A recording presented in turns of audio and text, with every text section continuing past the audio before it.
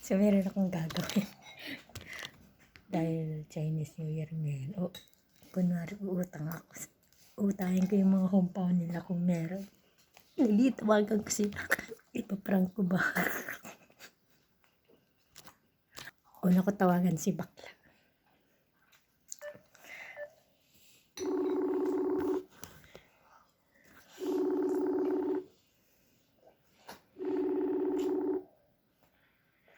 Bakit?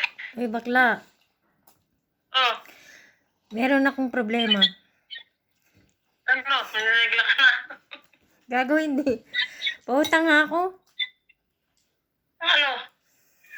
Pera, siyempre. Bakit? Alam mo naman, wala akong redibilo. Kahit man lang gamot ng kamay ko. Kung kasi matalibo mo. Sabi ko lang yun sa'yo, na meron ako, kaso wala. Sugis. Hindi open kong.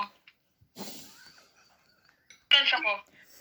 Ano, Bakla, pahira mo sa akin yung 10,000 mo na akong pao. Puta, 10,000 mo. Paano mo yun?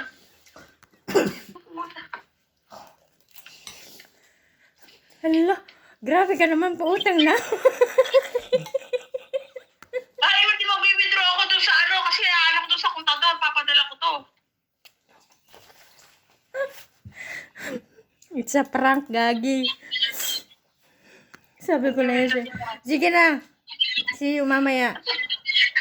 So, ito na naman si Maring Miss. Tawagan ko.